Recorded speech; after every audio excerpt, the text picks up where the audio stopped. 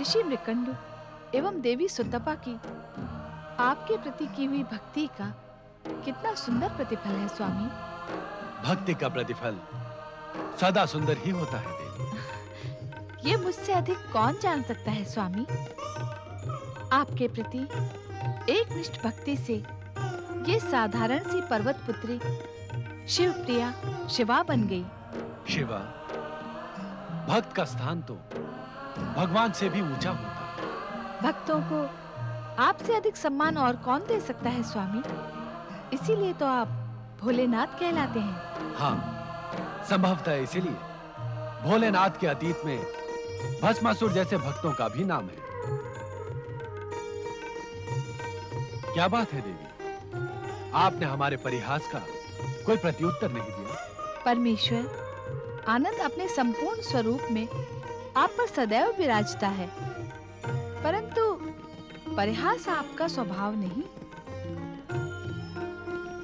ऐसा लगता है आपका ये परिहास भविष्य के किसी गूढ़ विषय की ओर संकेत है।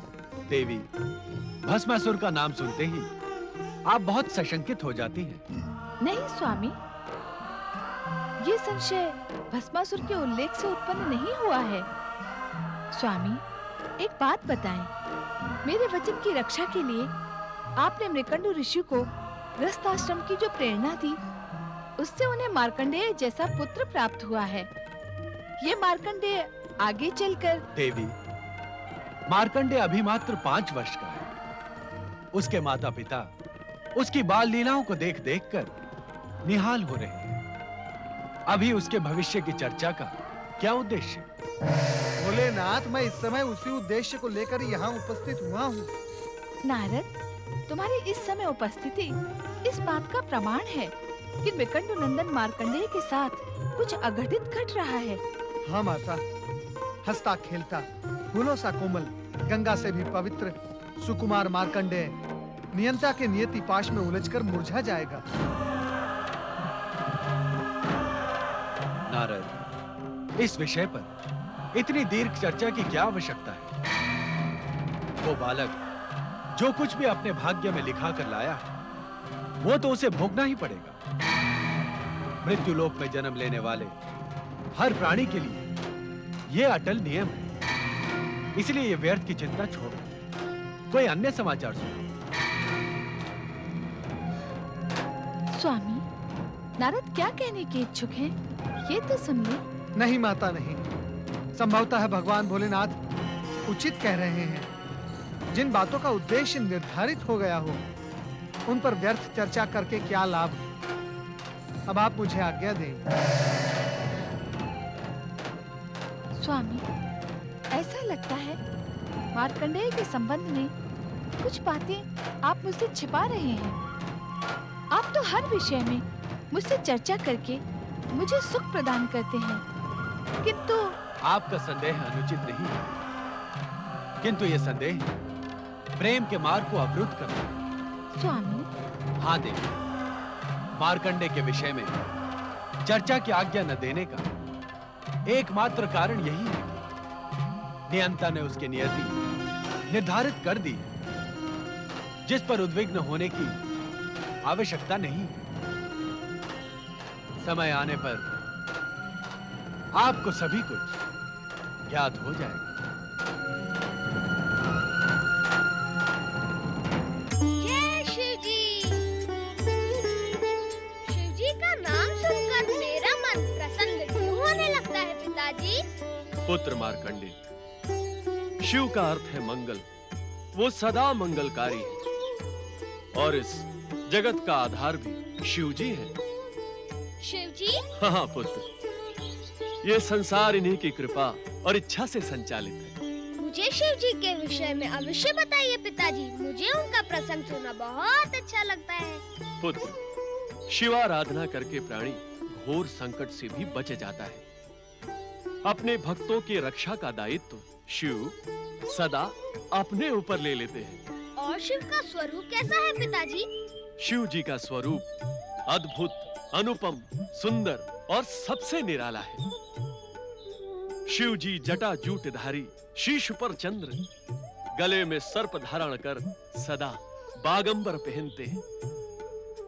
उनकी विशाल भुजा में त्रिशूल है और उनके मुख पर अपार तेज है। तेज यज्ञ कुंड की अग्नि के समान? नहीं पुत्र, सहस्त्रों सूर्य मिलकर जो तेज प्रकट कर सके, वैसा ही तेज भगवान शिव के मुख पर सदैव विद्यमान रहता है। पिताजी, यदि मैं शिव आराधना करूंगा तो क्या वो मुझसे भी प्रसन्न होंगे? पुत्र, शिव जी दया के सागर है, कृपा निधान है एवं भक्त वत्सल है। शिवाराधना करने वालों से सदैव प्रसन्न रहते हैं। उन्हें भक्ति में नियमों से नहीं, अपितु समर्पण से प्रेम है। इसीलिए संसार उन्हें भोलेनाथ कहता है। पिताजी, मैं शिव आराधना कर उन्हें प्रसन्न करूंगा। आप मुझे आज्ञा दीजिए। शिवाराधना में आज्ञा की क्या आवश्यकता है पुत्र मार्कंडे? ये तो जन्म लेने वाले हर जीव का अधिकार एवं निर्धारित कर्तव्य है। मैं शिव आराधना किस प्रकार करूं पिताजी? ओम नमः शिवाय के पंचाक्षरी मंत्र का निरंतर जाप करने से भोलेनाथ शीघ्र प्रसन्न हो जाते हैं। ओम नमः शिवाय, ओम नमः शिवाय, ओम नमः शिवाय, ओम नमः शिवाय, ओम नमः शिवाय, ओम नमः शिवाय, ओम नमः शिवाय, ओम नमः शिवाय, ओम नमः शिवाय, ओम नमः शिवाय, ओम नमः शिवाय, ओम नमः शिवाय।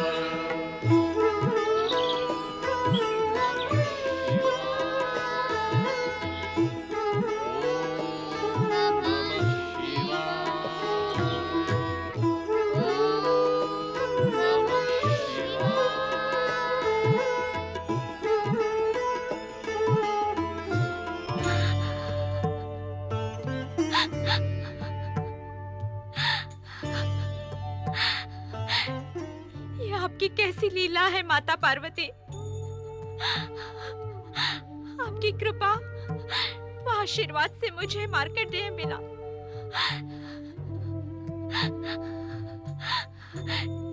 किंतु ब्रह्मा जी की भविष्यवाणी के अनुसार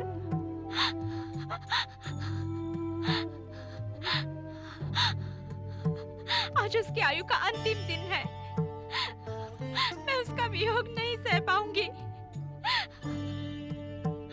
मेरे पुत्र पर कोई संकट आए उससे पहले ही मैं अपने प्राण त्याग दूंगी।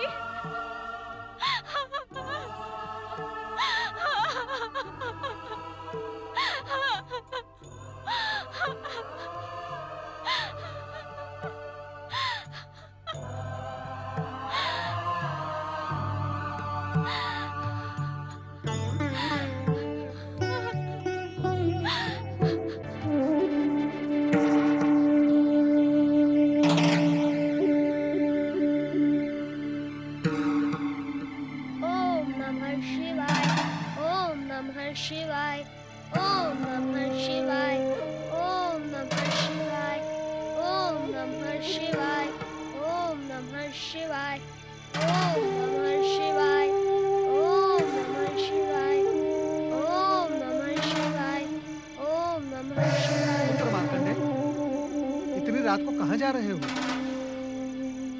ओम नमः शिवाय, ओम नमः शिवाय, ओम नमः शिवाय, ओम नमः शिवाय, ओम नमः शिवाय। पुत्र मार्कंडेय, शिवाय।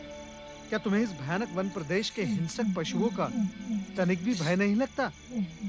ओम नमः शिवाय, ओम नमः शिवाय, ओम नमः शिवाय, वत्स। ओम नमः शिवाय। वत्स, क्या तुम्हें अपनी अल्पायु के विषय में कुछ पता है? क्या इसी भय से तुम अपने माता पिता और आश्रम को त्याग कर जा रहे हो? आप कौन हैं तात? और मेरी मृत्यु के विषय में आप कैसे जानते हैं? क्योंकि ये दुखद समाचार मैंने ही तुम्हारे पिता ऋषि मृकंडु को सुनाया था और इसी कारणवश मैं आज तुम्हारे सम्मुख प्रकट हुआ हूँ। अपनी अल्पायु का रहस्य तो मैं जानता हूँ तात। आपके यहाँ आने का क्या यही उद्देश्य है? नहीं पुत्र, नहीं। मैं तो केवल तुम्हें ये बताने का इच्छुक हूँ कि भगवान भोलेनाथ की निष्ठापूर्वक आराधना करने से संसार का बड़े से बड़ा दुख भी दूर हो जाता है। यह मैं भली बात से जानता हूँ तात। इस समय मैं उन्हीं की आराधना करने जा रहा हूँ, किंतु संभवतः आप ये रहस्य नहीं जानते। ये तुम क्या कह रहे हो पुत्र? सत्य कह रहा हूँ। अपनी बात को स्पष्ट कहो पुत्र। तात, यदि आप ये रहस्य जानते होते तो मुझसे ये प्रश्न कदापि न पूछते कि तुम्हें इस भयानक वन प्रदेश के हिंसक जंगली पशुओं से भय नहीं लगता। ये तो स्वाभाविक प्रश्न है पुत्र। नहीं तात नहीं, शिव आराधना करने वालों को जंगली पशु तो क्या काल से भी भय नहीं लगता। धन्य है तुम्हें तुम्हारे पिता ऋषि मृकंडू का दिया हुआ ज्ञान। धन्य है पुत्र, मैं तुमसे पराजित हुआ। मैं तुम्हारी सहायता करने का इच्छुक हूँ। इस समय मुझे सहायता की नहीं, सहानुभूति की आवश्यकता है तात। सहानुभूति? हाँ तात, मैं नहीं जानता कि आप कौन हैं, किंतु यदि मेरे प्रति तनिक भी सहानुभूति है तो मेरे विषय में मेरी माँ और पिताजी को कुछ न बताना। प्रणाम। ओम नमः शिवाय, ओम नमः शिवाय, ओम नमः शिवाय, ओम नमः शिवाय। धन्य है तुम्हारी अपने माता पिता के प्रति भक्ति और धन्य है तुम्हारी भगवान भोलेनाथ के प्रति निष्ठा। अब तुम्हारी अल्पायु और मृत्यु के काल का संघर्ष बहुत ही रोचक होगा। नारायण नारायण। भोलेनाथ, आपसे अधिक चमत्कारी इस संसार में दूसरा कोई नहीं है। भोलेनाथ कुछ ऐसा चमत्कार करें कि आने वाले कल का सूर्योदय बालक मार्कंडेय के जीवन में आपकी भक्ति का नया प्रकाश लेकर आए। नारायण नारायण। धर्मराज यमदेव की जय हो, जय हो, जय हो। कहो चित्रगुप्त, आपकी लेखा बही किसके प्राण हरने का संदेश देती है? ये संदेश महाक्रूर है धर्मराज। महाक्रूर? हाँ धर्मराज, महान शिव भक्त मृकंड पुत्र मार्कंडेय के जीवन का अंतिम समय आ पहुंचा है।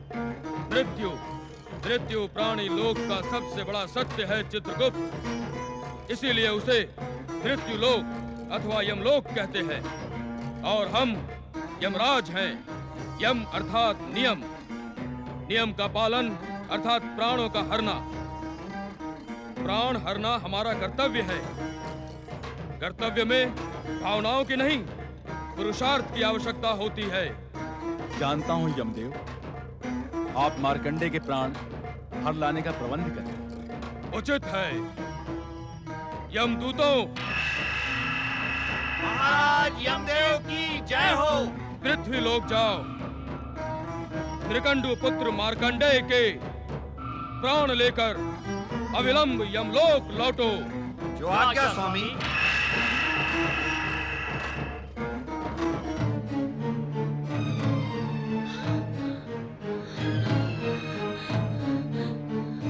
मार्कंडेय कहाँ चला गया? मार्कंडेय, स्वामी उठिए स्वामी। मार्कंडेय कहीं चला गया? उसे ढूंढ कर लाइए स्वामी, अन्यथा मैं रो रो कर इसी समय अपने प्राण त्याग दूंगी।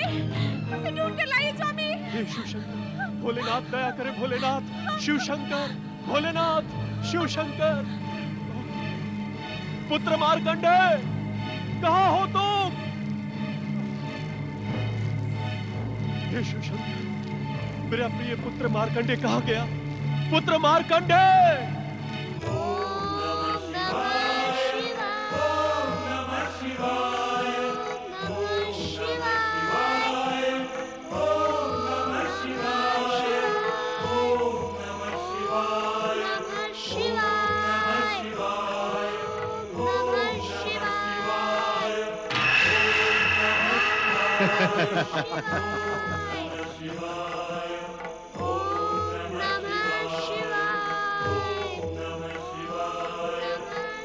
यही है वो बालक मार्कंडेय।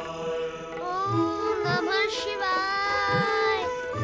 इसकी आयु पूरी हुई, चलो इसके प्राण हरते हैं। किंतु ये तो निष्ठापूर्वक शिव आराधना कर रहा है। ओम नमः शिवाय।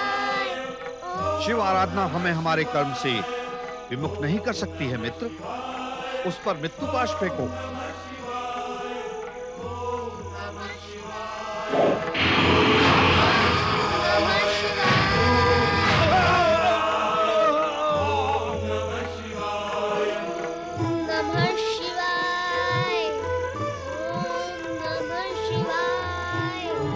पार्वती, हे शक्ति स्वरूपा माता पार्वती, मेरे पुत्र की रक्षा करो माता, मेरे पुत्र की रक्षा करो।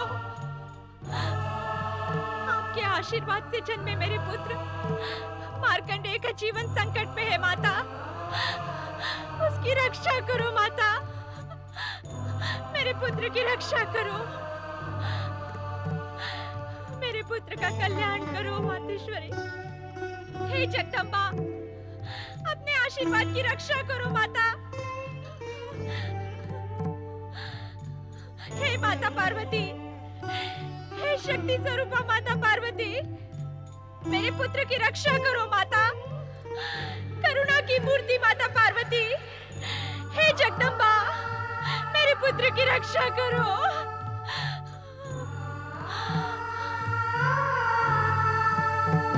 सुतपा, निश्चिंत रहो, मैं आ रही हूँ।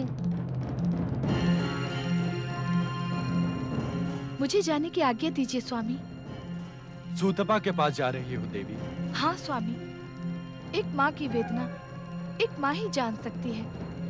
स्त्री के जीवन में सबसे महत्वपूर्ण होता है मातृत्व। यदि उसका मातृत्व संकट में पड़ जाए तो स्त्री का जीवन दुख के सागर में डूब जाता है। देवी, इस संसार में माँ के हृदय में करुणा और मातृत्व का जो संचार है उसका केंद्र तुम ही हो। इसीलिए जगत के प्राणी तुम्हें जगदम्बा कहते हैं। स्वामी, बातों में कहीं मार्कंडेय के प्राण संकट में न पड़ जाएं। मुझे जाने की आज्ञा दें।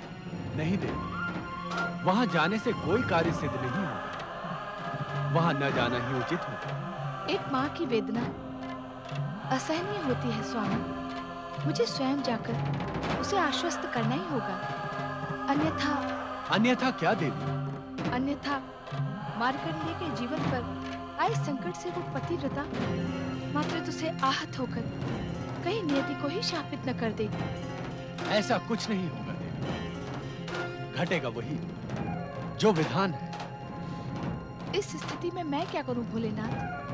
सुतपा की व्यथा से मैं स्वयं बहुत चिंतित हूँ। मृकुंडु दंपति तथा मार्कंडेय की चिंता हम पर छोड़ दो।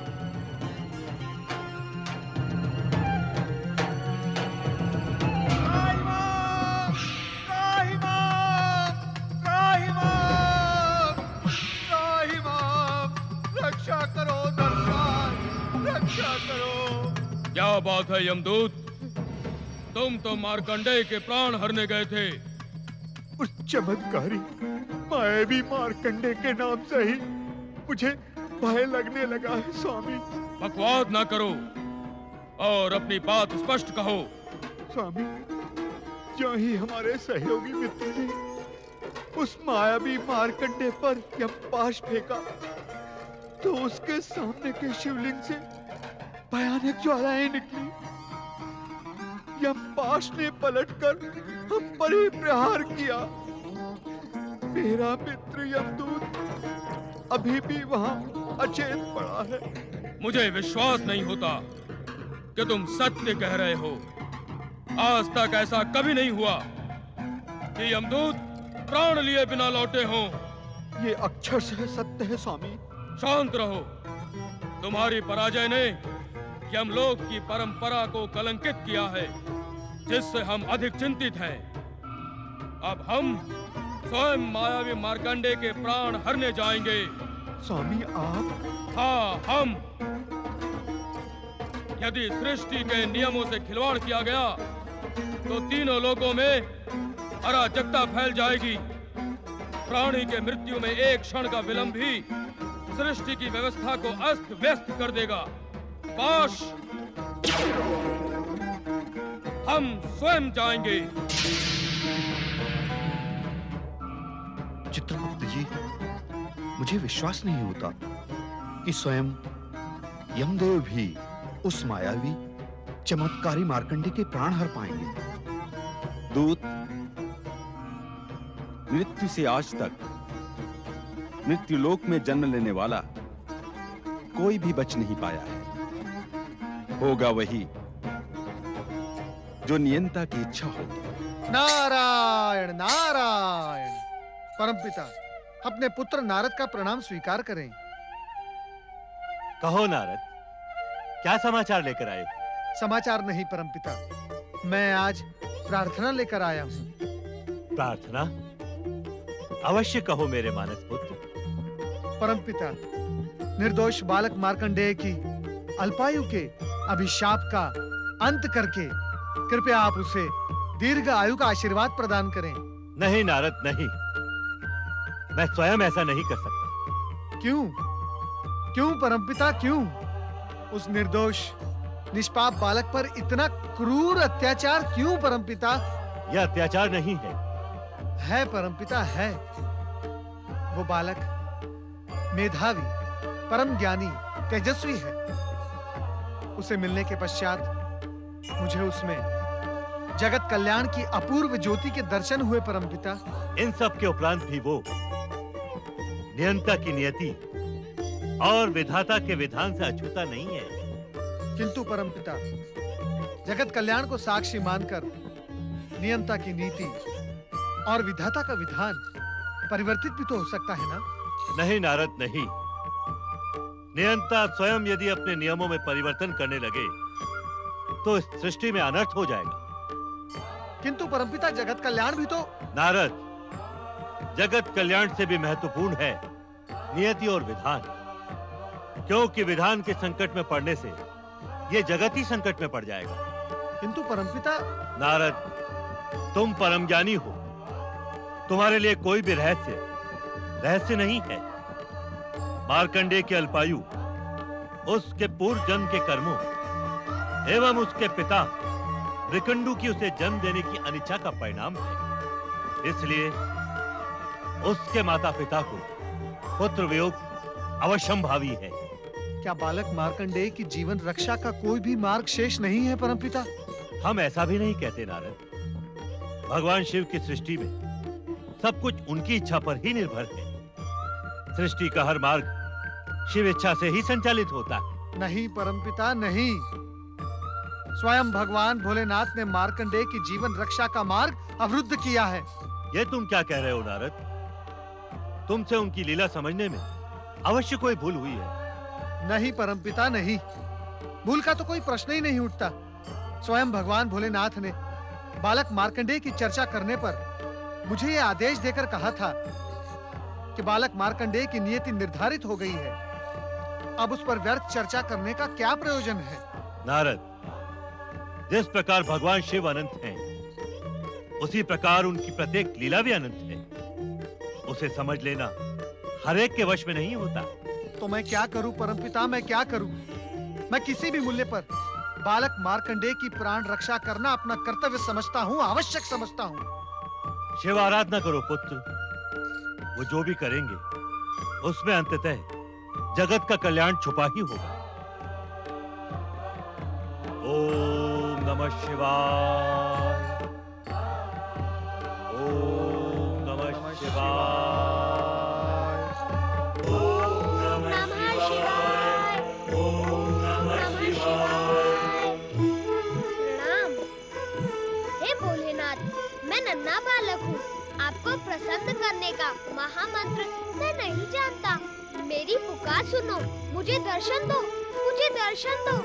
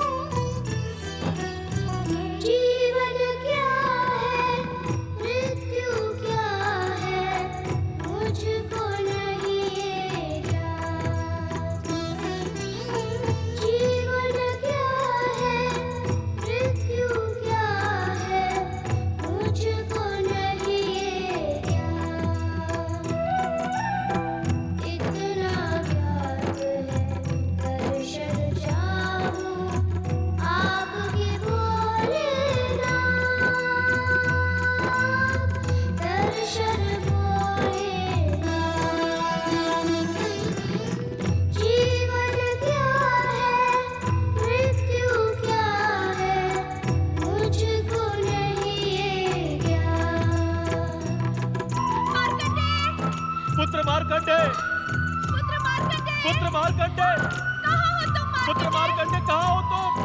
हे भोलेनाथ, दया करे भोलेनाथ।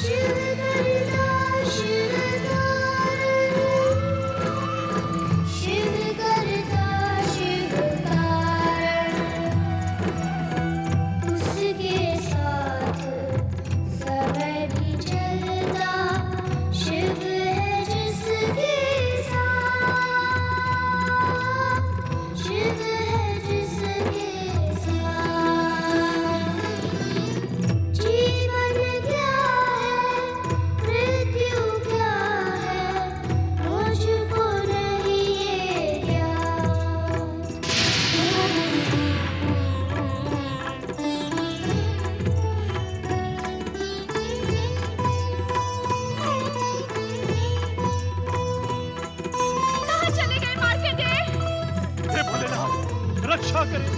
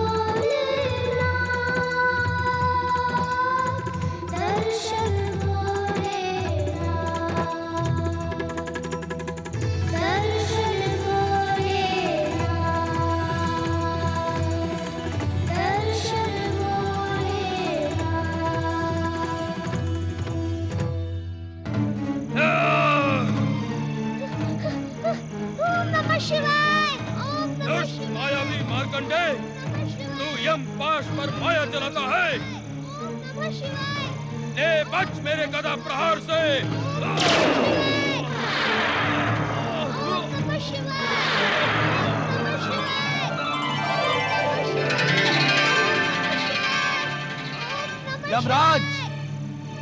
प्रभु भोलेनाथ!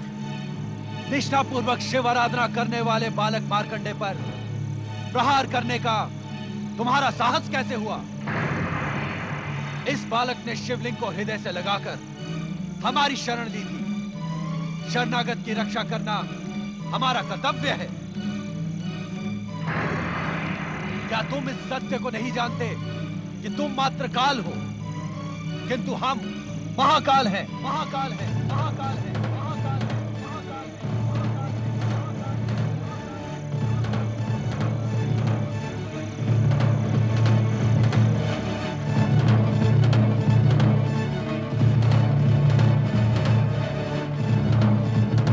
यमराज! प्रभु भोलेनाथ! निष्ठापूर्वक शिव आराधना करने वाले बालक मार्कंडे पर प्रहार करने का तुम्हारा साहस कैसे हुआ? इस बालक ने शिवलिंग को हृदय से लगाकर हमारी शरण ली थी। शरणागत की रक्षा करना हमारा कर्तव्य है। क्या तुम इस सत्य को नहीं जानते कि तुम मात्र काल हो, किंतु हम महाकाल हैं?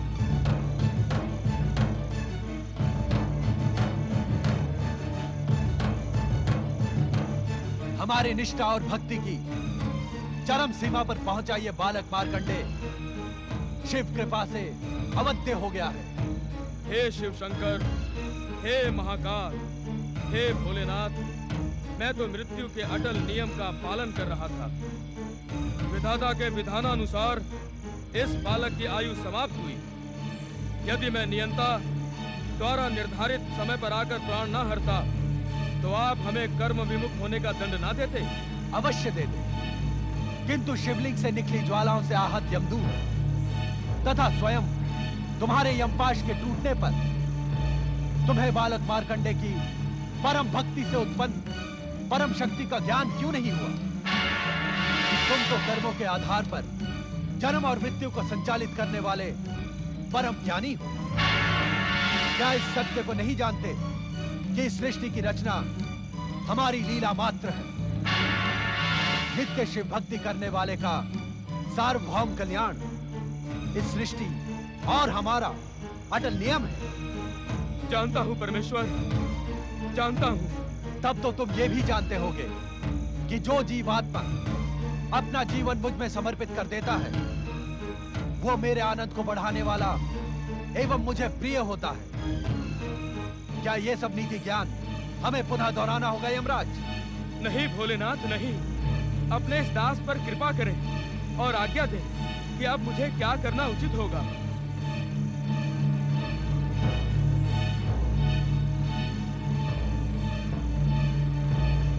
यमराज, मार्कंडे के माता पिता के पुण्य प्रभाव एवं जन्म से ही शिव निष्ठा के कारण अब यह बालक अल्पायु रहा ही नहीं।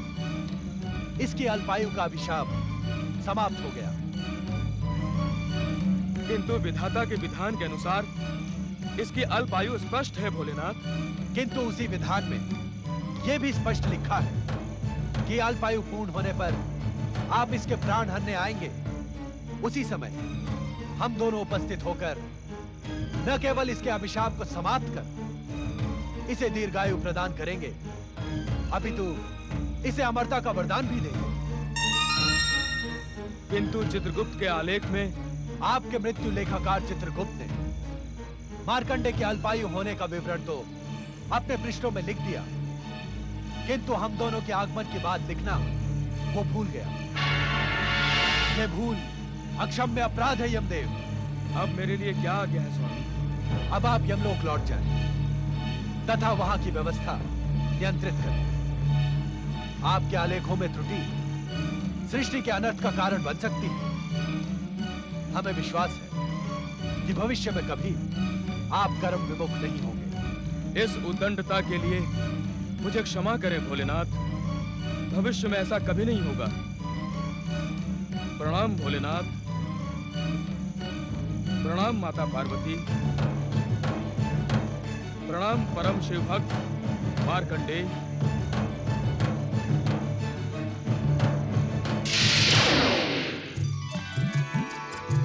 जय हो भगवान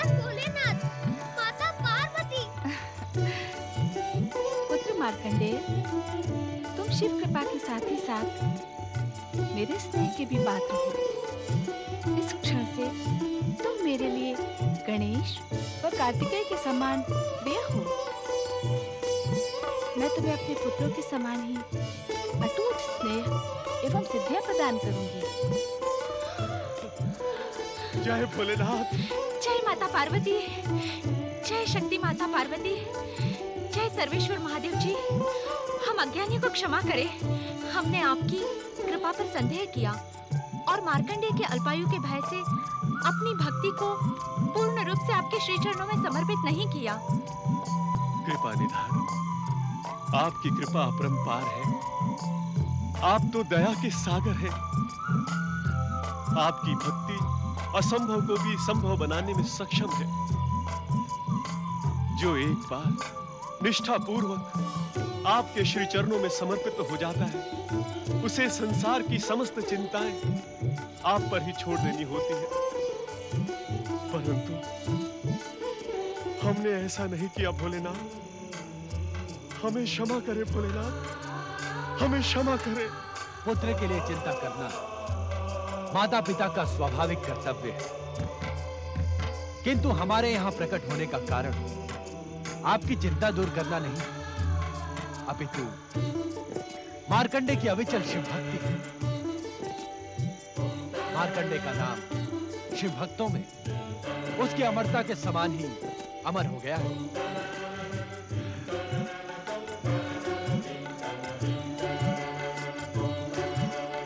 पुत्र मार्कंडेय, तुम मेरी विशेष कृपा के अधिकारी बन गए हो। माता, आपके चरणों में एक विनम्र निवेदन प्रस्तुत करने का इच्छुक हूँ माता। अवश्य पुत्र। माता, दुष्ट दैत्यों का अंत करने वाली आपके शक्ति स्वरूप की कथा मुझे बहुत प्रिय है माता। शांत क्यों हो गए मार्कंडेय? अपनी इच्छा निसंकोच कहो। यदि आप दोनों का आशीर्वाद हो तो मैं माता की दया, माया और शक्ति स्वरूप का वर्णन एक ग्रंथ के रूप में लोक कल्याण के उद्देश्य से करने का इच्छुक हूँ। तुम्हारी कल्पना एवं इच्छा अत्यंत सुंदर है पुत्र मार्कंडेय। इसे साकार करने के लिए हम तुम्हें आशीर्वाद देते हैं कि तुम्हारे द्वारा रचित ग्रंथ न केवल मार्कंडेय पुराण के रूप में जगत विख्यात होगा, अपितु आने वाले भविष्य में शक्ति स्वरूपा दुर्गा के भक्तों की भक्ति एवं प्रेरणा का स्रोत बनेगा। पुत्र मार्कंडेय, भविष्य में तुम्हारे द्वारा रचित मार्कंडेय पुराण का मनन, पाठन एवं श्रवण करने वाला व्यक्ति मेरी विशेष कृपा का अधिकारी एवं मेरा परम भक्त कहलाएगा।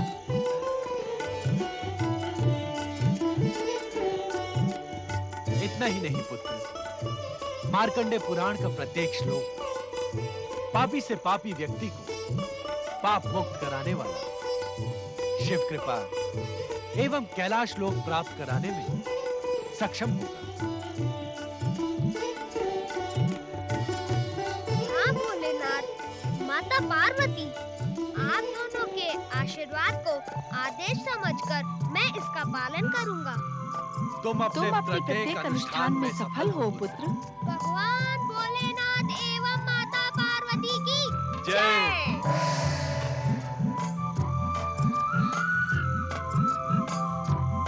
पुत्र मार्कंडेय की जय। शिवाय ओम नमः शिवाय ओम नमः शिवाय ओम नमः शिवाय ओम नमः शिवाय। पति परमेश्वराय नमो नमः। शक्ति स्वरूपा माता पार्वती की जय। कृपा निदान भगवान भोलेनाथ की जय।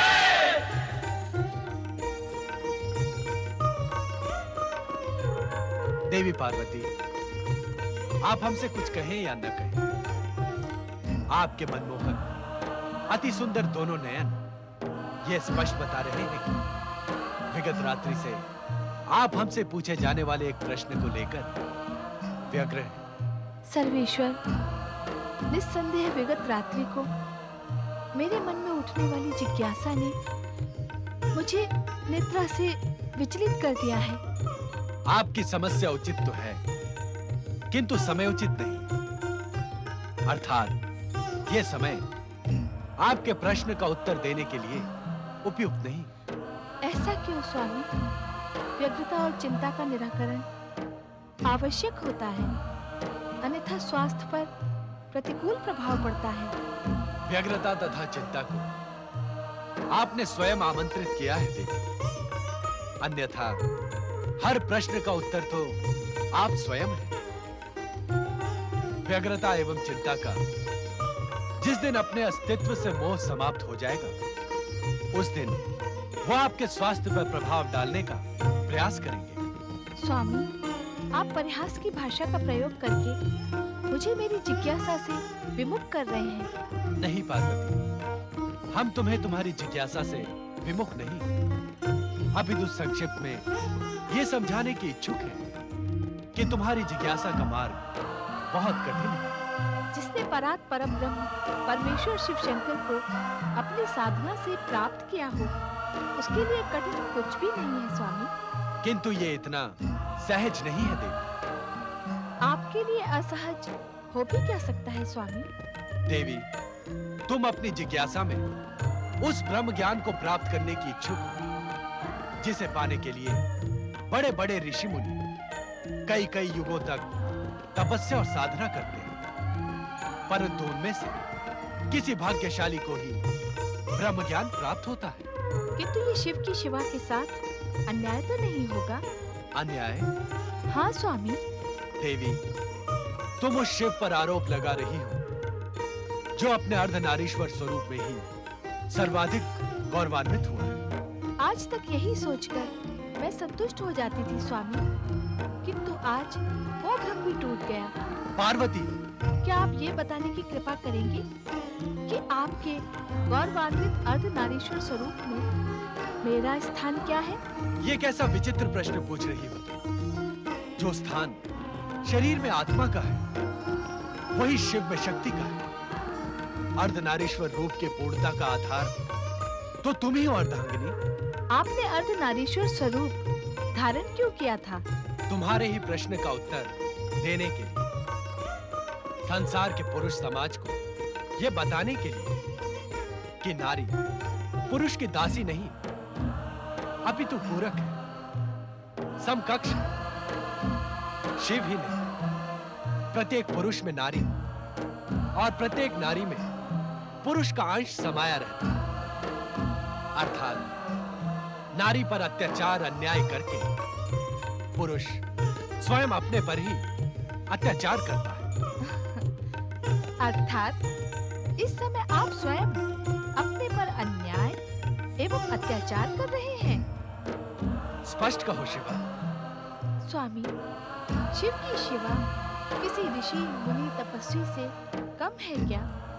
ये कैसा अन्याय है स्वामी कि अर्धनारीश्वर स्वरूप का पुरुष ब्रह्म ज्ञानी और नारी? तुम्हारी चतुराई प्रशंसा की योग्य है पार्वती। तर्क और शास्त्रार्थ में उदाहरण अच्छे हैं। ये मेरे प्रश्न का उत्तर नहीं है स्वामी। हम तुम्हें ब्रह्म ज्ञान अवश्य प्रदान करेंगे। किंतु क्या स्वामी? किंतु इसे प्राप्त करने के लिए तुम्हें अपनी शक्ति को केंद्रित करना होगा। तपस्या और योग में जब शरीर शांत और मन परम तत्व में केंद्रित होकर ब्रह्म ज्ञान पाने को उन्मुक्त होता है, तभी ब्रह्म ज्ञान प्राप्त करने की पात्रता प्राप्त होती है।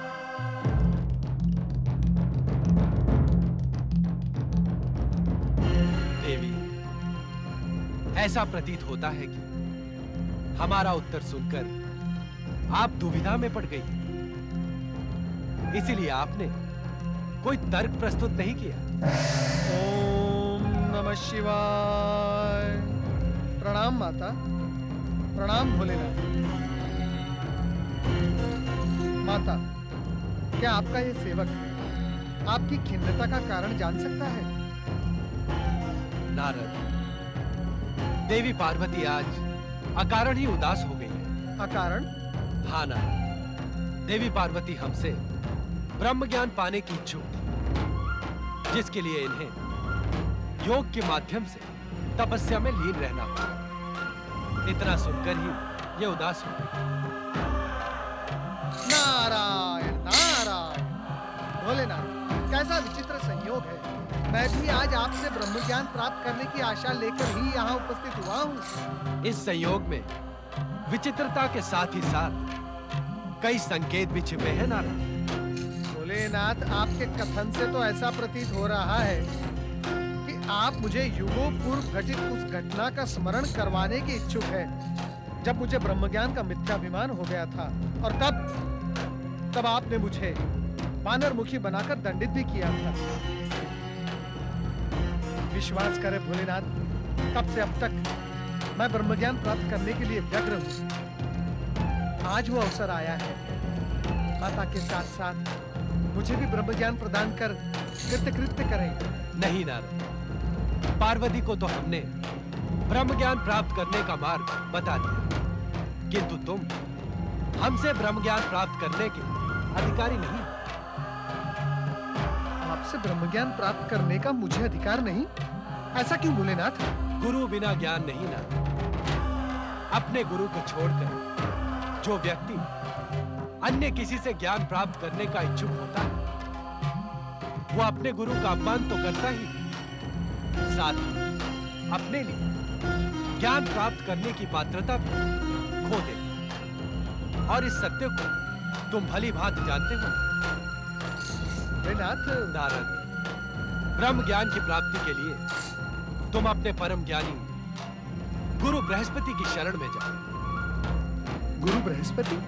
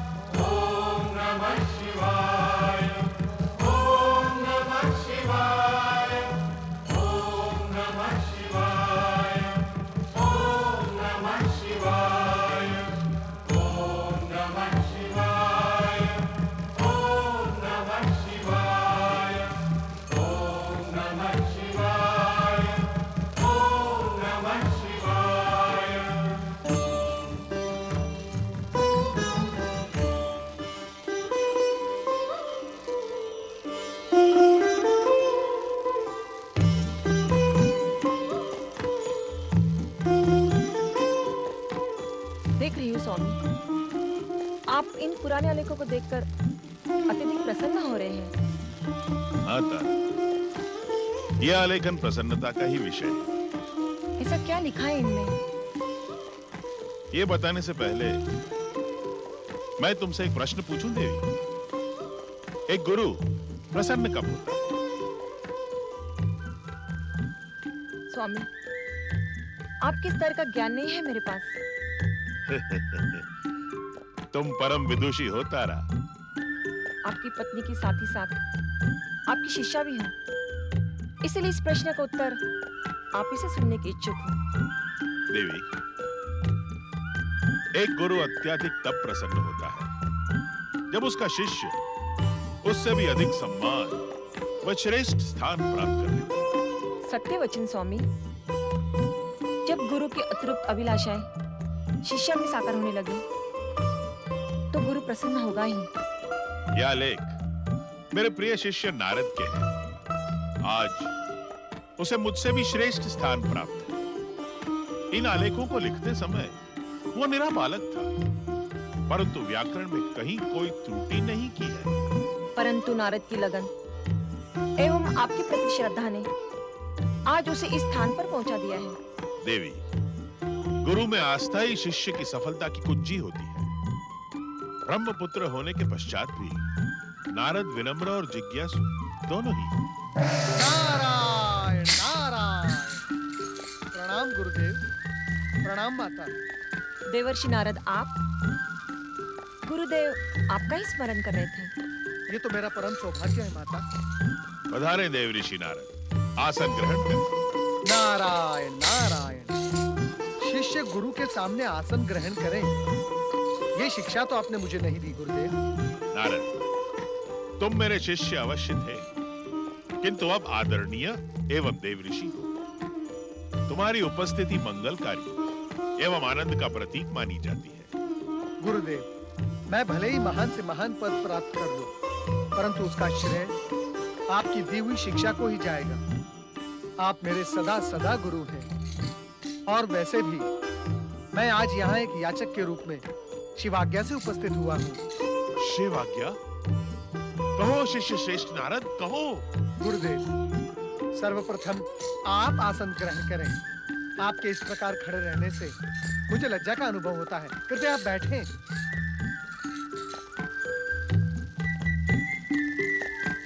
अब विलंब न करो नारद, शिव आज्ञा सुनने के लिए मेरा मन अत्यंत आतुर हो रहा है।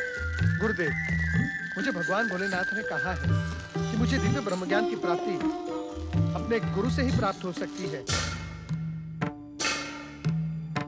गुरुदेव, आपकी गंभीरता इस बात का संकेत देती है कि संभवतः मैं दिव्य ब्रह्मज्ञान प्राप्त करने के लिए योग्य नहीं हूँ। नहीं नहीं नारद, तुम तो परम योग्य हो, किंतु मेरी दुविधा का कारण दूसरा है। दुविधा? हाँ नारद, अभी मैं स्वयं इस योग्य नहीं कि तुम्हें परम दिव्य ब्रह्म ज्ञान प्रदान कर सकूं। गुरुदेव, भगवान भोलेनाथ असत्य तो नहीं कहेंगे? शिव शंकर ने जो कुछ कहा है वो सत्य है।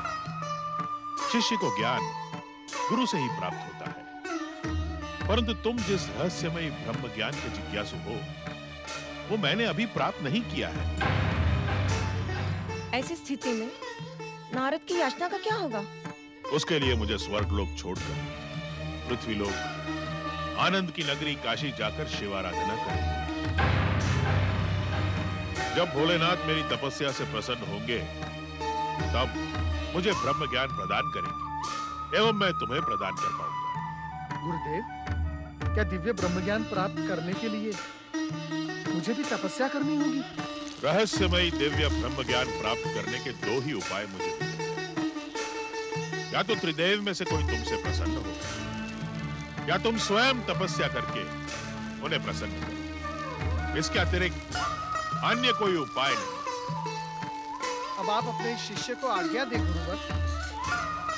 नारायण नारायण। ओम नमः शिवाय। ओम नमः शिवाय। ओम नमः शिवाय। ओम नमः शिवाय। ओम नमः शिवाय।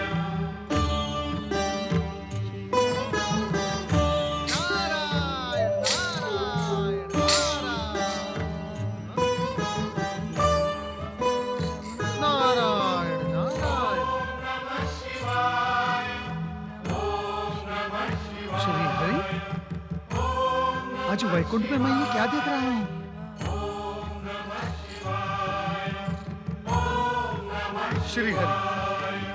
श्री हरि, आपकी अनुपस्थिति में वैकुंठ को तपस्थली के रूप में देखकर मैं अत्यंत आश्चर्यचकित हूँ। कृपया प्रकट हो। श्री हरि, कृपया प्रकट हो और मेरी जिज्ञासा को शांत करें। श्री हरि, शांत करें।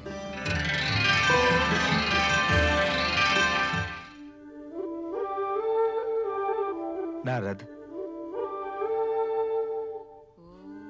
नारद, ब्रह्म ज्ञान की जिस जिज्ञासा को लेकर तुम वैकुंठ लोक आए हो वो यहाँ भी शांत नहीं होगी। क्यों प्रभु, क्यों? ऐसा क्यों? जो दिव्य ज्ञान हमने भगवान शिव से प्राप्त किया है वो हम उनकी इच्छा के बिना किसी अन्य को प्रदान नहीं कर सकते। तो फिर ऐसी स्थिति में मैं क्या करूं श्री हरि? वो मार्ग भी तुम्हें देवगुरु बृहस्पति ने बताया था कि तुम आनंद धाम काशी नगरी जाकर शिव आराधना कर उन्हें प्रसन्न करो। क्या इसके अतिरिक्त अन्य कोई उपाय नहीं? शिव इच्छा से तो अनेक मार्ग प्रशस्त हो सकते हैं नारद, किंतु मैं तुम्हें इसके अतिरिक्त अन्य कोई मार्ग नहीं बता सकता। ओम नमः शिवाय। अपनी माता लक्ष्मी को देख रहे हो नारद? उन्हें तपस्यारत देखकर आपको आश्चर्य हुआ था और आपने हमसे प्रकट होने की प्रार्थना की थी। किंतु जब हम स्वयं आश्चर्यचकित हैं, तो आपके आश्चर्य का समाधान कैसे करें? श्री हरि, आप तो प्रत्येक रहस्य का रहस्य जानते हैं, फिर भला आपको आश्चर्य कैसा? नारद, इसीलिए तो हम स्वयं वैकुंठ लोक से अदृश्य हुए थे। परंतु क्यों प्रभु?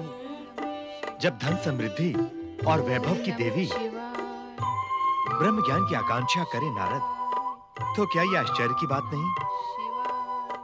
किंतु इनकी ये इच्छा कभी पूर्ण नहीं होगी। ये तप योग की जगह कहीं हठ योग ना बन जाए, इसीलिए हम यहाँ से अदृश्य रहे नारद। माता, कृपया आप मुझ पर रोष ना करें। आप श्री हरि विष्णु को प्रसन्न रखने का प्रयास करें, मैं केवल इतना निवेदन कर सकता हूँ। नारायण नारायण। ओम नमः शिवाय। ओम नमः शिवाय। ओम नमः शिवाय। ओम नमः शिवाय। ओम नमः शिवाय। ओम नमः शिवाय। ओम नमः शिवाय। ओम नमः शिवाय। दिव्य ब्रह्म ज्ञान प्राप्त करने की जिस आशा को लेकर तुम यहाँ उपस्थित हुए हो नारद, वो कैलाश और वैकुंठ के समान यहाँ भी पूर्ण नहीं होगी। ऐसा क्यों परमपिता? आप मुझे निराश क्यों करते हैं? और फिर मैं तो आपका मानस पुत्र हूँ, और पिता के ज्ञान एवं उनकी संपत्ति पर पुत्र का पूर्ण अधिकार होता है, और वो न्याय सम्मत भी है। न्याय की दुहाई मत दो नारद। किंतु क्यों परमपिता? न्याय की ये व्यवस्था और संसार के समस्त विधान आपके द्वारा ही तो रचित है। न्याय और विधान अवश्य मेरे द्वारा रचित हैं, किंतु उत्तराधिकार संबंधी विधान विधाता ने कभी स्वीकृत नहीं किया है। अर्थात आप ये कहने के इच्छुक हैं स्वामी कि पिता की संपत्ति एवं ज्ञान पर पुत्र का कोई वैधानिक अधिकार नहीं है? धनी पिता की संपत्ति का दुरुपयोग करना, अपने परिवार की समृद्धि पर अहंकार करना और अपने ही पिता को ज्ञानी समझकर दूसरे के ज्ञान का निरादर करना, उत्तराधिकार में मिले ज्ञान एवं समृद्धि प्राप्त करने वाले पुत्र का स्वभाव बन जाता है। क्योंकि ज्ञान, समृद्धि, धन एवं सत्ता उसने अपने कर्म, परिश्रम और पुरुषार्थ से अर्जित नहीं किया। अधिकार का उल्लेख और न्याय व्यवस्था की दुहाई देने के लिए कृपया आप मुझे क्षमा करें परमपिता, किंतु दिव्य ब्रह्मज्ञान प्राप्त करने के लिए क्या मुझे निराश होना पड़ेगा? तुम्हारी निराशा से भी महत्वपूर्ण यह है नारद, क्या संसार में दिव्य ब्रह्म ज्ञान प्राप्त करने की लहर से उठी है। देवी सरस्वती, देवी लक्ष्मी की तरह तुम्हारी ही आकांक्षा को प्रतिबिंबित कर रही है। यद्यपि एक साधारण से साधारण मनुष्य को ब्रह्म ज्ञान प्राप्त हो सकता है, किंतु उसके लिए उपयुक्त पात्रता आवश्यक है। पात्रता? हाँ, पात्रता जो वंशानुगत नहीं हो सकती, उत्तराधिकार में प्राप्त नहीं की जा सकती। उसके लिए पुरुषार्थ, तपस्या, परिश्रम और शिव आराधना करनी पड़ेगी, क्योंकि उनकी कृपा के बिना दिव्य ब्रह्म ज्ञान की प्राप्ति नहीं हो सकती।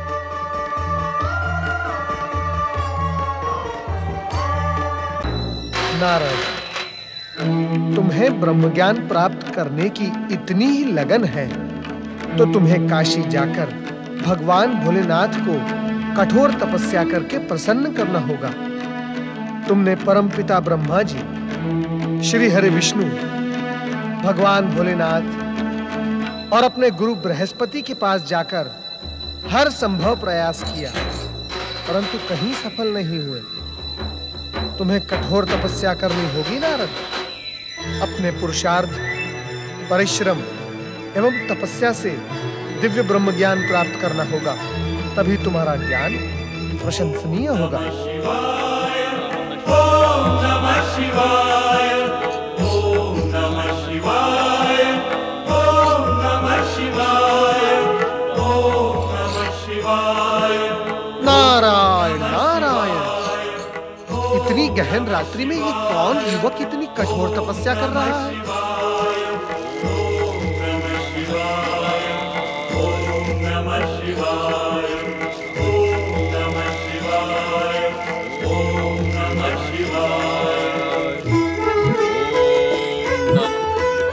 ये तो ऋषि और वह है, परंतु ये इतने क्रोधित क्यों है? नमः शिवाय। सौम्य, क्या तुमने अपने गुरु के सुख चैन को छीन लेने का निर्णय कर लिया है?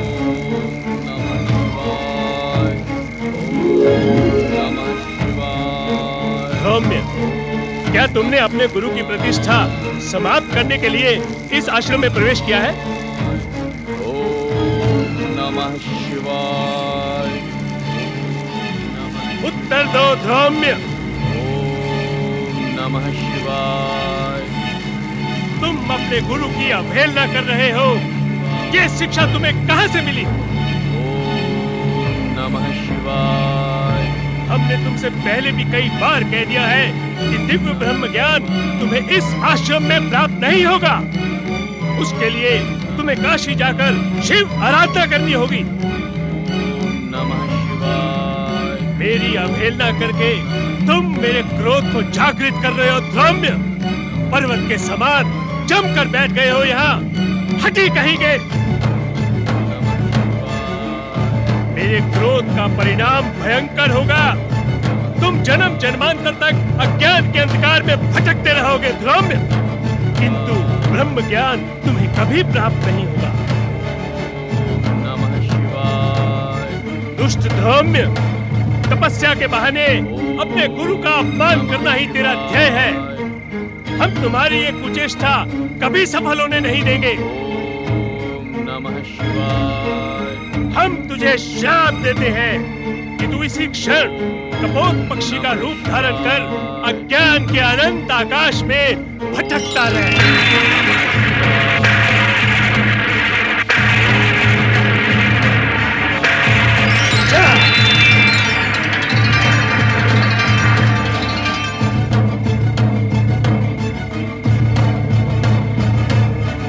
दिव्य ब्रह्म ज्ञान प्राप्त करने वाले मानव शरीर के लिए तरसता रहे।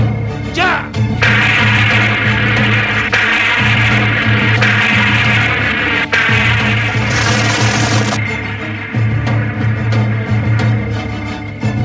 अभी भी तू मेरा पीछा नहीं छोड़ रहा है दुष्ट। नारायण नारायण। देवऋषि नारद, अहो भाग्य जो आपने पधार कर इस आश्रम को पवित्र कर दिया। और ऋषि, आपकी तपस्या एवं शिव भक्ति की मैंने बहुत कीर्ति सुनी थी, परंतु आपका आचरण देखकर मुझे अपार दुख हुआ है। भगवान भोलेनाथ की आराधना करने वाले अपने ही शिष्य को आपने ऐसा कठोर श्राप दिया। देवऋषि, ऋषिवर, ये आपने क्या किया? मुझे क्षमा कर दे ऋषिवर। क्रोध ने मेरी बुद्धि को भ्रष्ट कर दिया। परम ज्ञानी होने के पश्चात भी क्या आपको ये ज्ञात नहीं ऋषिवर कि क्रोध किसी दूसरे का नहीं, क्रोध करने वाले का ही नाश करता है। मेरी बुद्धि का नाश हो गया देवऋषि।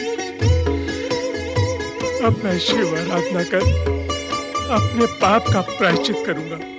नारायण नारायण। क्या जानबूझकर पाप करने वाले का अपराध इस प्रकार प्रायश्चित करने से समाप्त हो सकता है ऋषिवर? तो फिर मैं क्या करूं देवऋषि? मेरा श्राप कभी असत्य नहीं होता। ऋषिवर, मुख से निकला शब्द और धनुष से निकला बाण कभी लौटकर नहीं आते। कोई मार्ग तो होगा ऋषिवर, कृपया मेरी सहायता कीजिए। नारायण नारायण। अब आपकी सहायता इस संसार में भगवान भोलेनाथ के अतिरिक्त अन्य कोई नहीं कर सकता। ओम नमः शिवाय। हे भोलेनाथ, मुझे क्षमा करना भोलेनाथ, मुझे क्षमा करना। ओम नमः शिवाय, ओम नमः शिवाय, ओम नमः शिवाय, ओम नमः शिवाय, ओम नमः शिवाय, ओम नमः शिवाय, ओम नमः शिवाय, ओम नमः शिवाय। माता पार्वती कहीं दिखाई नहीं दे रही है, न जाने कहाँ है।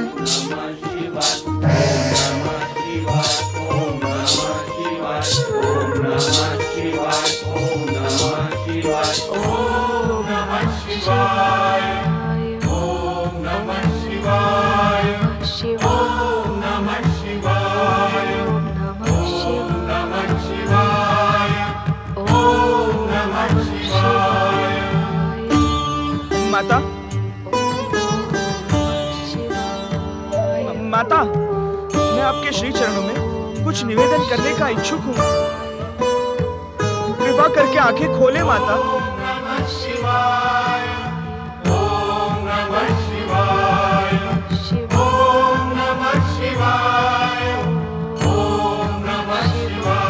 श्री गणेश, यहाँ इस प्रकार मैं कहीं स्वप्न तो नहीं देख रहा हूँ। माता, माता अपने अखंड ज्ञान को तनिक विराम दे। मैं आपकी सेवा में कुछ निवेदन करने के लिए ही यहाँ उपस्थित हुआ हूँ। पुत्र गणेश, तुम यहाँ इस समय?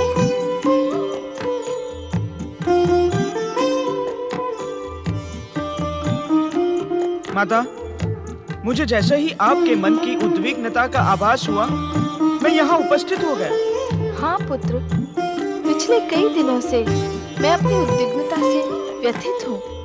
क्या शिव की अर्धांगिनी स्वयं अपने अतुल तेज से ब्रह्म ज्ञान प्राप्त नहीं कर सकती? इसीलिए मैं शिव के ध्यान में मग्न हो गई, किंतु मेरा मन स्थिर नहीं है। अपनी शक्ति पर स्वयं मुझे विश्वास नहीं हो रहा है। मेरा मार्गदर्शन करो विघ्नहर्ता, मंगल करता पुत्र गणेश। माता, परात पर ब्रह्म शिव में ही ब्रह्म ज्ञान समाहित है। चलो हम सब मिलकर भगवान शिव से प्रार्थना करेंगे कि वे आपकी उद्विग्नता का अंत करें। चलो पुत्र।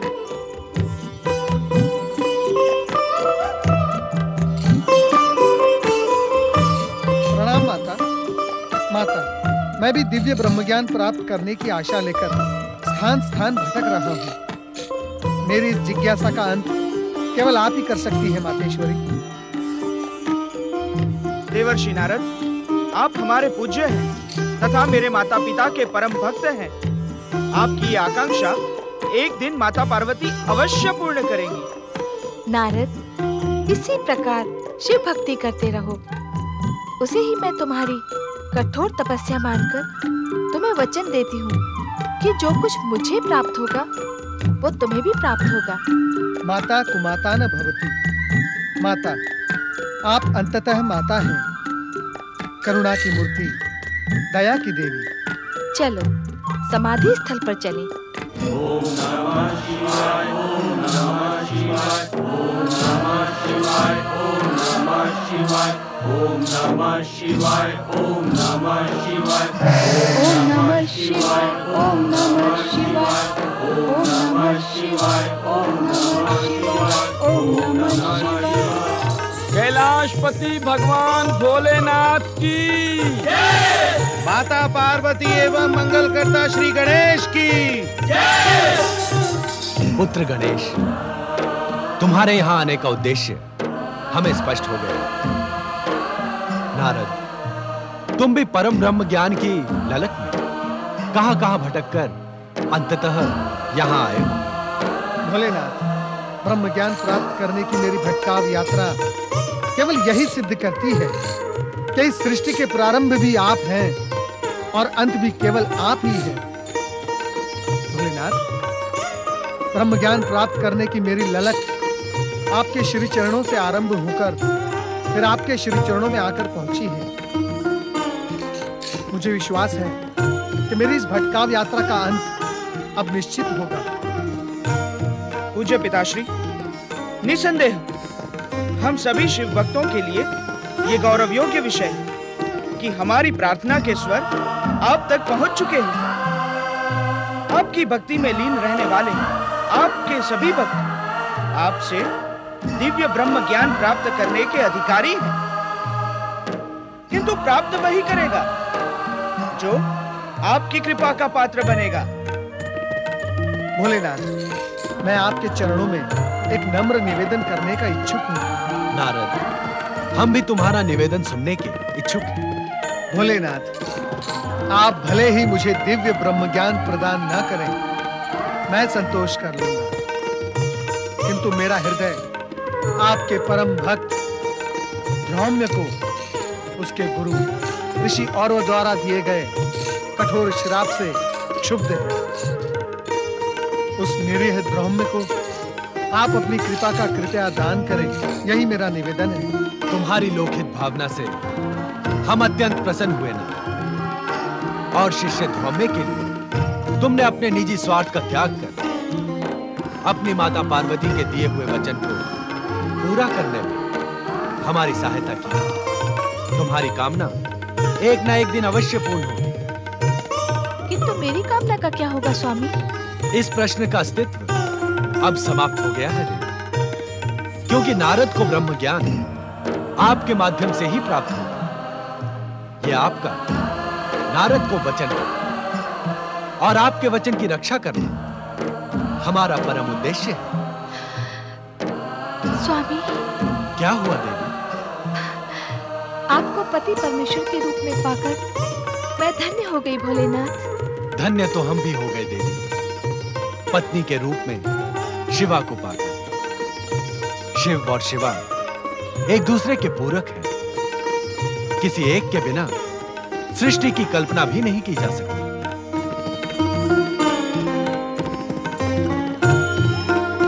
परात्पर ब्रह्म परमेश्वर शिव शंकर तथा शक्ति स्वरूपिणी माता पार्वती की जय। भोलेनाथ, कहीं मुझे प्रोत्साहन देते देते आप। नारद, तुम्हें स्मरण करवाने की आवश्यकता नहीं। धौम्य को उसकी तपस्या एवं शिव भक्ति का प्रतिफल अवश्य मिलेगा। तुम सब भी ब्रह्म ज्ञान पाने के अधिकारी बन गए हो। प्रतीक्षा करो, तुम्हें तुम्हारा मनोवांछित ब्रह्म ज्ञान अवश्य प्राप्त होगा। बोलो हर हर हर महादेव, हर हर महादेव, हर हर हर महादेव, हर हर हर महादेव। शिवाय, ओम नमः शिवाय, ओम नमः शिवाय। अपने ध्यान को विराम दो देवी, हम आ गए। स्वामी, आप यहाँ इस समय? हाँ पार्वती, समाधि में हमने देखा कि विश्राम काल में भी तुम हमारा ध्यान लगा रही थी, किंतु हमारे आश्वासन के उपरांत भी तुम्हारे हृदय का द्वंद समाप्त नहीं हुआ। ध्यान अवस्था में भी तुम ब्रह्म ज्ञान के विषय में ही विचार कर रही थी। हाँ स्वामी। तुम्हें अब उस विषय में हमसे चर्चा करने में भी संकोच हो रहा है, क्यों? सत्य है ना? आपके श्रीमुख से निकला प्रत्येक शब्द सत्य की प्रामाणिकता है स्वामी। तो संकोच मत करो, स्वयं अपनी अनुभूति हमें बताओ। आप तो सब कुछ जानते हैं सर्वेश्वर। हाँ, जानते हैं, किंतु तुम्हारे शब्दों में सुनने के इच्छुक हैं। ऐसा हट क्यों स्वामी? ये हट नहीं देवी, उपचार है। उपचार? हाँ देवी, किंतु अभी तुम इस पर संदेह न करो, मात्र अपने विचार बताओ। आपकी तपस्या करते समय मैं यही सोच रही थी कि क्यों न मैं स्वयं अपनी तपस्या से ब्रह्म ज्ञान प्राप्त करके आपको आश्चर्यचकित कर दूं। मेरे स्वाभिमान ने मुझसे कहा कि पार्वती, तुम तो स्वयं शक्ति स्वरूपा हो, तुम्हें ब्रह्म ज्ञान प्राप्त करने के लिए किसी की याचना पर नहीं, अपितु स्वयं अपनी शक्तियों पर विश्वास होना आवश्यक है। देवी, तुम्हारा ये कथन अभिमान से प्रेरित लगता है। अभिमान? आप इसे अभिमान कैसे कह सकते हैं?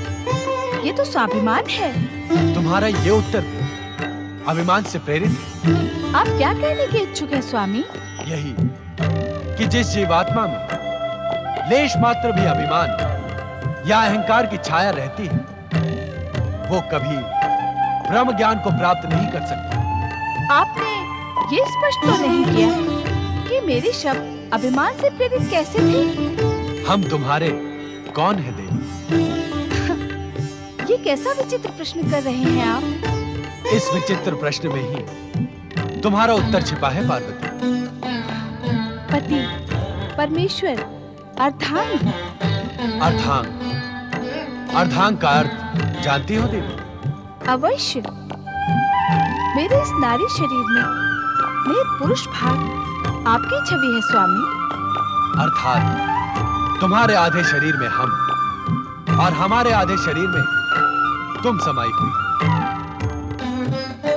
तो अपने ही शरीर से कुछ प्राप्त करने में संकोच कैसा? क्या तुम्हारे स्वाभिमान को आत्मशत्रुता की श्रेणी में खड़ा नहीं किया जा सकता?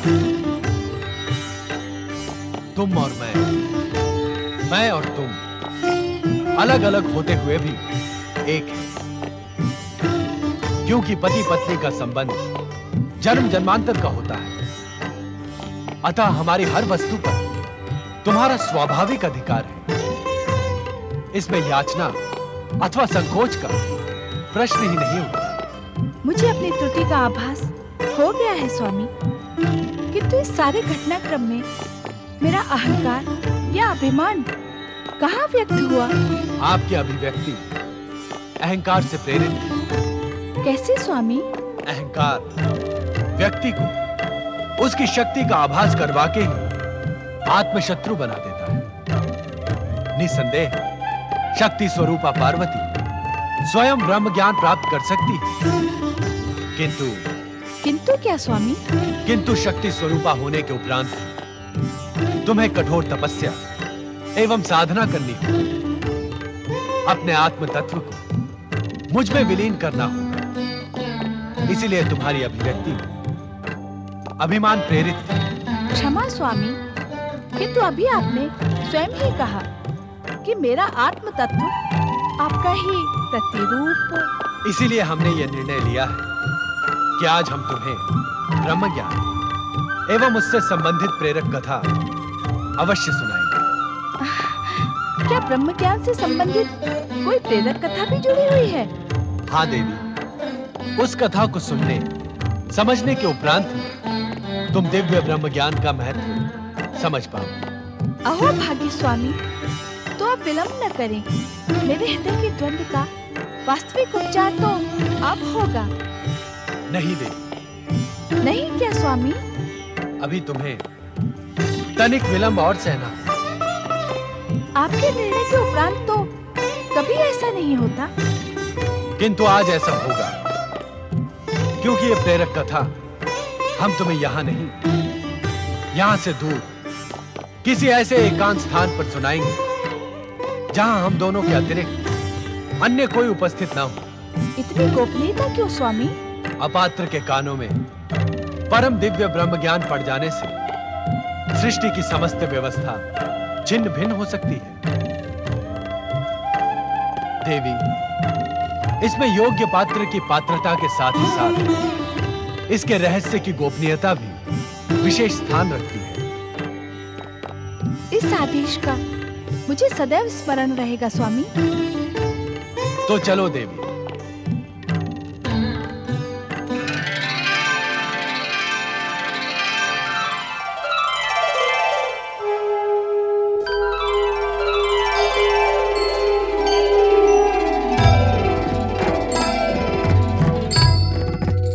भोलेनाथ, माता पार्वती, कहाँ हैं आप? भोलेनाथ, कहाँ हैं आप?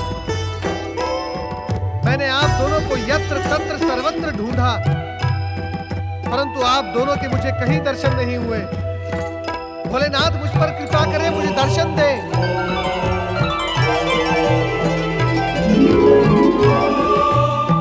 हे गौरी शंकर, मुझ पर कृपा करें, मुझे दर्शन दे। स्वामी, ब्रह्मपुत्र नारद हमारे लिए भी पुत्र के समान है। उसे व्याकुल न करके अपने दर्शनों से कृतार्थ करें। जैसी तुम्हारी इच्छा है।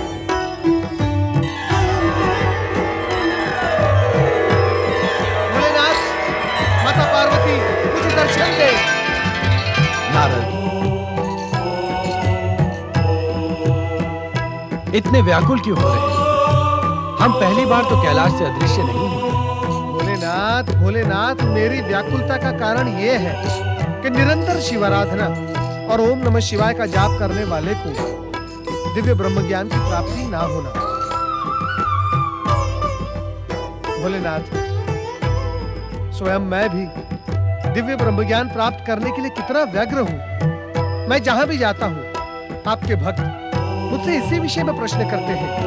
जब स्वयं मुझे इस विषय में कुछ भी ज्ञान नहीं है, तो मैं उन्हें क्या उत्तर दूंगा? मैं उन्हें कैसे संतुष्ट करूंगा सर्वेश्वर?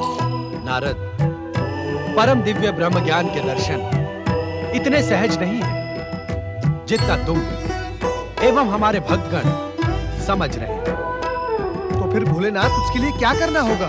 अखंड शिव आराधना, कठोर तपस्या एवं नियमित ध्यान ही भक्त को ब्रह्म ज्ञान तक पहुंचा सकता है। नारद, ब्रह्म ज्ञान प्राप्त करने के लिए आप तो आपके सभी भक्त इन्हीं नियमों का तो पालन कर रहे हैं भोलेनाथ, किंतु उनका मन व्यग्र और चंचल है ना। वह हमारी आराधना कम और ब्रह्म ज्ञान पाने को अधिक आतुर है। नारद, तुम स्वयं सुनो एवं शिव भक्तों से जाकर कहो कि ब्रह्म ज्ञान उन्हें हमारे पंचाक्षरी मंत्र के जप के प्रभाव से ही प्राप्त होगा, यदि वो सब हमारे द्वारा बनाए गए आवश्यक नियमों का पालन करेंगे।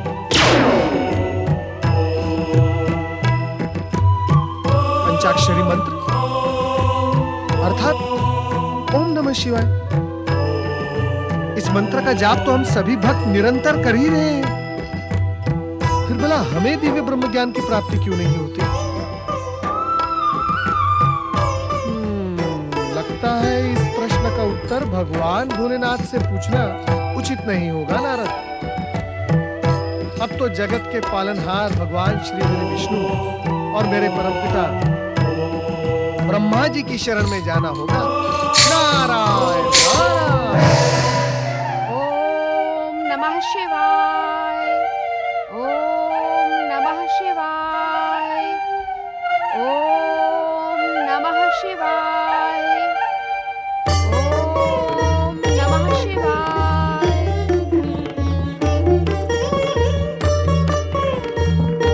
क्या हुआ देवी? आनंद मंत्र का जाप करते हुए आप रुक क्यों गई? आपके मार्गदर्शन पर मैं न जाने कब से दिव्य ब्रह्म ज्ञान का परम आनंद प्राप्त करने के लिए भगवान शिव के महामंत्र ओम नमः शिवाय का जाप कर रही हूँ, किंतु कोई लाभ नहीं स्वामी। अब मैं निराश हो गई हूँ। लाभ हानि, आस निराश, यह आज आप कैसे शब्दों का प्रयोग कर रही हैं देवी सरस्वती?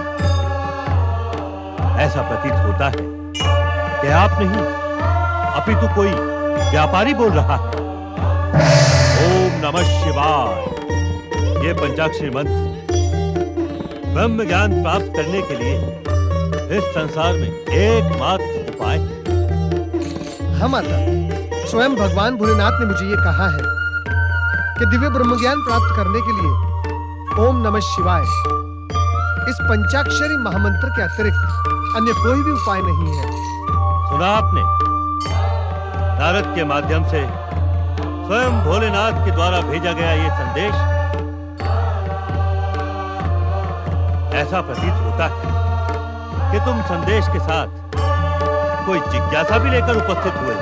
हाँ परमपिता, मेरी जिज्ञासा ये है कि भगवान भोलेनाथ के पंचाक्षरी महामंत्र का जाप तो हम सभी निरंतर करते ही रहते हैं, किंतु हमें दिव्य ब्रह्मज्ञान प्राप्त क्यों नहीं होता? मेरे मानस से जन्मे नारद, क्या तुम साधनोचित ब्रह्मचर्य के विषय में कुछ नहीं जानते? क्या मेरे मानस पुत्र को इतना भी ज्ञात नहीं कि तपस्या में कठोरता की नहीं अपितु समर्पण भाव की आवश्यकता होती है? समर्पण भाव, साधनोचित ब्रह्मचर्य। हाँ नारद, इस समय संपूर्ण संसार में ब्रह्म ज्ञान प्राप्त करने की लहर चल पड़ी है, किंतु जो भी उसे पाने का इच्छुक है, उसका व्यक्तित्व भगवान शिव शंकर के मोह में पड़ने के स्थान पर ब्रह्म ज्ञान प्राप्त करने के मोह में पड़ गया। अर्थात परमपिता? अर्थात नारद, ब्रह्म ज्ञान प्राप्त करने का इच्छुक हर व्यक्ति बात इसीलिए प्रयास कर रहा है कि वो संसार में ब्रह्म ज्ञान प्राप्त करके सर्वश्रेष्ठ सिद्ध हो जाएगा। नारद, संसार के विद्वानों में जन्मी यह महत्वाकांक्षा भविष्य में अत्यंत घातक सिद्ध होगी। परमपिता, मुझे ऐसा नहीं लगता। कुछ लोग निष्काम भाव से भी शिव आराधना कर रहे हैं। जो निष्काम भाव से शिव आराधना कर रहा होगा, उसे अब तक परम दिव्य ब्रह्म ज्ञान प्राप्त हो भी गया होगा। किंतु तुम सब फल की इच्छा करके जब तप, व्रत, पूजा या ध्यान करने वालों, उसका फल कभी प्राप्त नहीं होगा। संभवतः आप सत्य कह रहे हैं स्वामी। मैं स्वयं दिव्य ब्रह्म ज्ञान प्राप्त करने के लिए ही उद्विग्न एवं व्यग्र थी। उद्विग्नता या व्यग्रता दिखानी है तो भगवान शंकर की भक्ति के प्रति दिखाओ देवी। यदि फल प्राप्ति के लिए उद्विग्न या व्यग्र होगी तो कुछ प्राप्त नहीं होगा। तो फिर हम क्या करें परमपिता?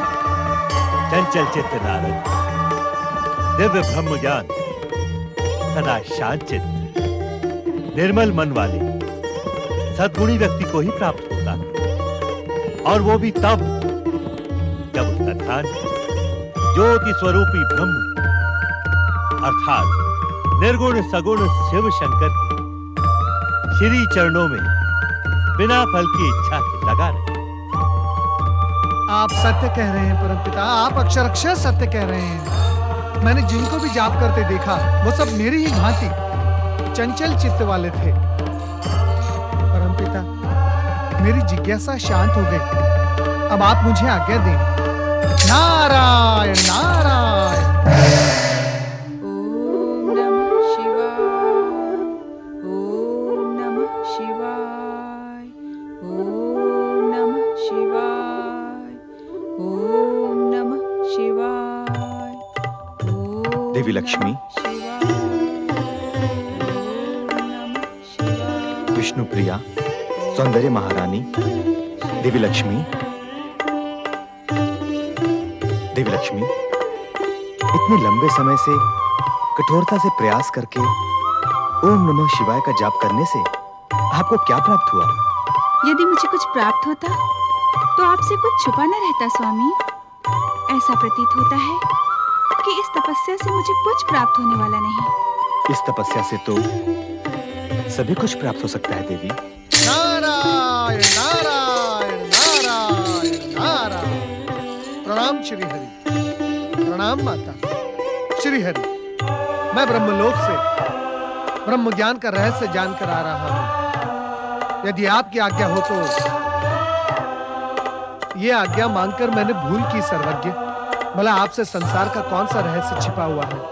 मुझे क्षमा करें श्री हरि, मुझे क्षमा करें। प्रभु, यदि आप अपने इस दास पर प्रसन्न हैं, तो उस पर और एक कृपा करें।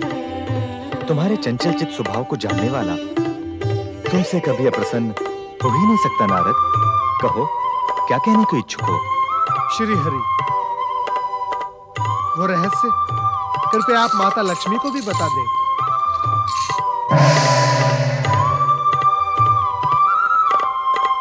चिंता ना करें देवी लक्ष्मी, वो रहस्य अब रहस्य नहीं रहेगा।